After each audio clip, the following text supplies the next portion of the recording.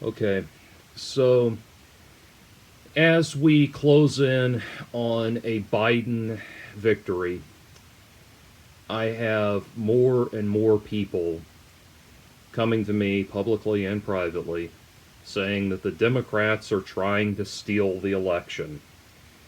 All right, they're not.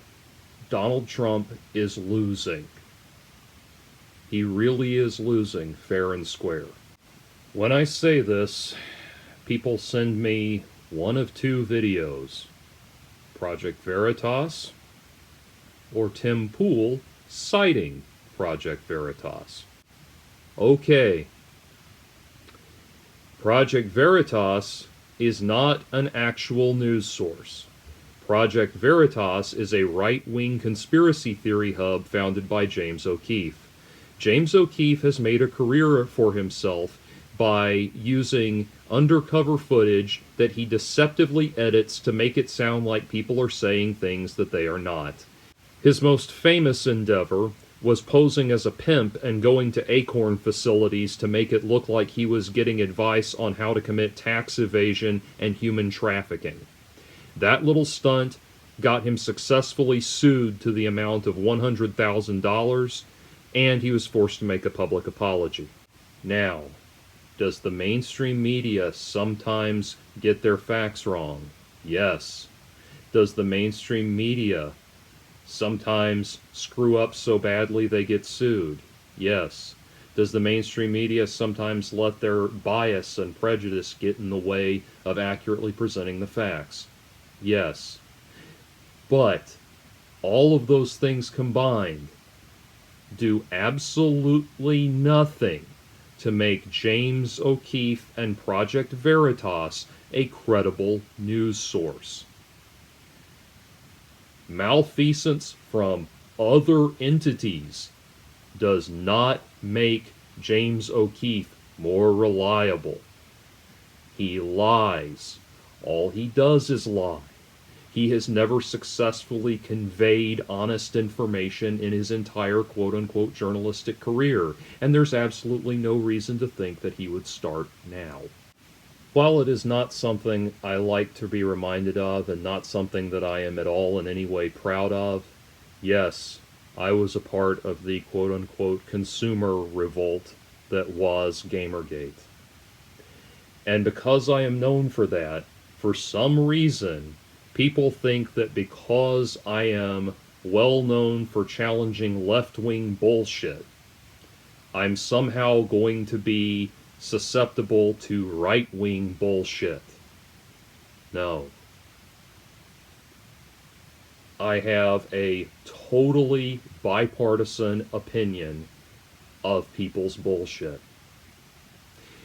People come to me and they say, Jordan, you were opposed to Anita Sarkeesian. Why are you not in favor of Donald Trump? And that is not hyperbole. People really and truly do come to me with that comparison. Okay, let me make it simple for you. When I look at Anita Sarkeesian, I see a slimy, duplicitous con artist that has an army of supporters that apologize for her every scummy action. When I look at Donald Trump, I see a slimy, duplicitous con artist that has a legion of followers that will make excuses for his every action. Just because I don't like the slime bag on one side does not mean I'm going to go swear allegiance to the slime bag on the other side. I honestly don't understand why that is so difficult to understand. Then people come to me and say, but Jordan, you know that the mainstream media was lying about Gamergate. Why do you believe them when they're talking about Donald Trump? Okay, let me lay this out for you. It's very simple. The mainstream media was not trying to lie about Gamergate. The mainstream media was horribly misinformed about Gamergate for a very simple reason. The mainstream media does not have journalists on hand that routinely cover video games. What they do is they have their journalists contact the specialty journalists in the world of video game journalism. So when one of those people is contacted, say Nick Denton, to pick out a name, and it so happens that he is one of the people that Gamergate is accusing of ethics violations, he's not going to answer that call from MSNBC or CNN or whatever and say, well, it turns out I might be a scumbag. No, he's going to say his side of the story, say absolutely nothing even-handed whatsoever. He's going to say whatever bullshit sends them in the wrong direction. That is what happened with Gamergate. I remember when Trump was elected and Razor Fist went on his channel, and it's like one of the very few times that he has taken off his sunglasses, may have been the only time that he took off his sunglasses in a video, and he said, let's stop and think. If we were lied to about Gamergate, isn't it possible we were lied to about Trump? Yes, it's possible. But we were not. What has happened is that for 4 years, the same people who built themselves up as challenging the status quo and pursuing truth wherever it led, suddenly became willing to swallow the most obvious and ridiculous bullshit so long as it was something that bolstered their opinion of God Emperor Trump. If Barack Obama had done something like take multiple closed-door meetings with Vladimir Putin in an environment where there was no accountability for his actions whatsoever, you would be freaking the fuck out, and you know it. If Barack Obama had held a private meeting with the FBI director where he asked him to swear loyalty, you would be freaking the fuck out, and you know it.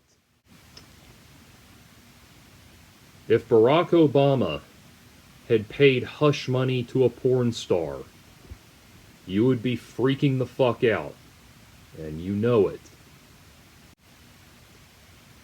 If Michelle Obama had been seen on her way to the site of a weather disaster wearing a jacket that said, I don't really care, do you? You would be freaking the fuck out, and you know it. So yes, I was in Gamergate, and for about the first month, things were going great. And then it was seized upon by Breitbart and Return of Kings and a lot of other right-wing media outlets that were looking for ways to ingratiate themselves to the popular culture in anticipation of Donald Trump's candidacy for president. And from that point forward, Gamergate became a Donald Trump circle jerk. When I saw all those people getting excited about Donald Trump, I looked at Donald Trump, and in no way, shape, or form did I see the person that they were so excited about. They looked at him and saw this proud, noble, alpha male leader that was going to guide America into this glorious land of this glorious new tomorrow or something. I did not see the regal, blonde-haired, blonde-maned lion that everybody was so excited about. I saw this dim-witted, slow-moving dope that could barely form a coherent sentence, that sat on every chair like it was a toilet, to quote the Alec Baldwin parody, who engaged with people by singling out somebody for ridicule and inviting everyone else to laugh along with him, the same way that high school bullies and adult sociopaths garner attention for themselves. There is more to being a leader than just being a belligerent shit kicker. And Donald Trump is not even that. When Donald Trump is faced with any kind of contradiction or adverse reaction to his proclamations, he has one of two postures. Either he folds his arms together and pulls himself back like this, or he puts his hands up like this. Both of these actions are the body language of someone who feels attacked. They are not the body language of a regal, golden-haired lion that is going to lead America into a glorious future. Donald Trump is not the brave, bold, courageous leader that you want him to be, and he never has been. For his entire life, Donald Trump has been a whiny, bratty, spoiled little bitch boy with delusions of grandeur. He is someone who spent his entire childhood having his birthday celebrated 365 days a year, and he has absolutely no concept whatsoever that it is possible for another person to win fair and square, for another person to win that is not precious little Donnie. And for 4 years, everyone who was an adult in the room has been trying to communicate to you that Donald Trump is doing things which are stress testing every single institution of our republic, every single facet of our Constitution. And you have ignored it, and you have cast it aside. And now Donald Trump is attacking the very specific, most important thing, the most crucial thing that separates us from authoritarian dictatorships. And that is the peaceful exchange of power. Now, you who are on the Project Veritas level of extreme, the Alex Jones InfoWars level of extreme, the QAnon level of extreme, need to understand something. You are not on the precipice of uncovering the truth about this country, and you never have been. There is a natural human impulse to want to feel like you have inside knowledge about something. And there are people in the media who take advantage of that and cater to it. Alex Jones does not have an inside track on what's going on in this country, and John Edward is not able to talk to the dead. They're just media personalities that cater to what you want to hear. And most people are totally fine with you having your fruity little club. They're totally fine with you exchanging notes about Bohemian Grove and Area 51 and all of this wacky conspiracy theory stuff that you're so enamored with. They're totally fine because it does not affect them or the country in any way, shape, or form.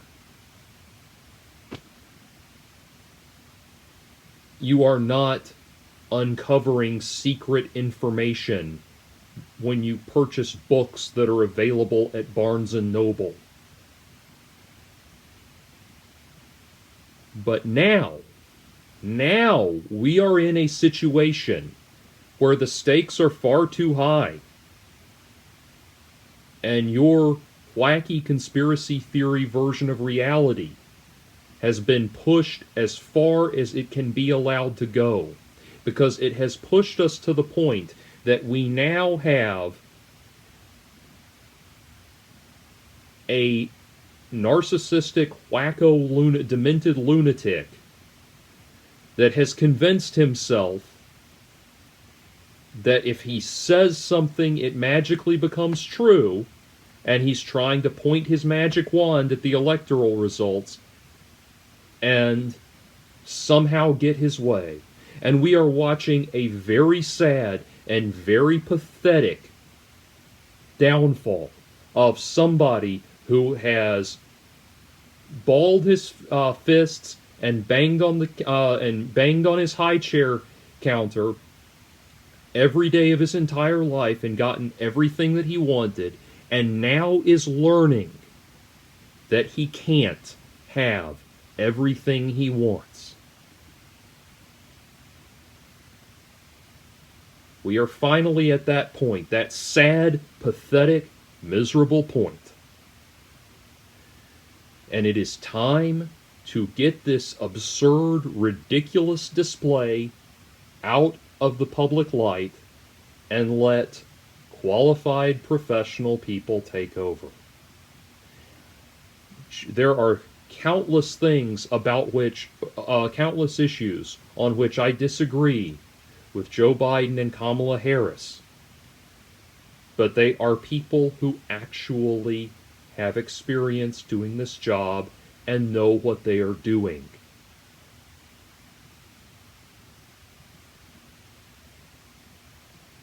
So I'm sorry to everyone who is desperately in this 11th hour trying to convince themselves that dear leader Trump is still the magical, wonderful, shimmering blonde-maned lion hero that you thought he was.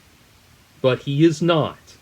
And we cannot continue to indulge your inability to grasp what is blatantly and clearly obvious to everybody else. We cannot continue to indulge your ridiculous fantasy world, because it's coming up against something that's very important in this country that we cannot compromise.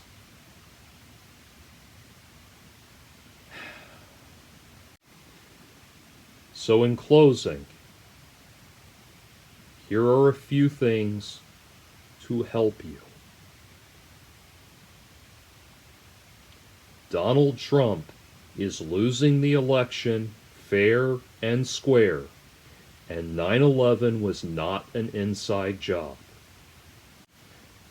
Donald Trump is losing the election fair and square, and there is no evidence that vaccines cause autism.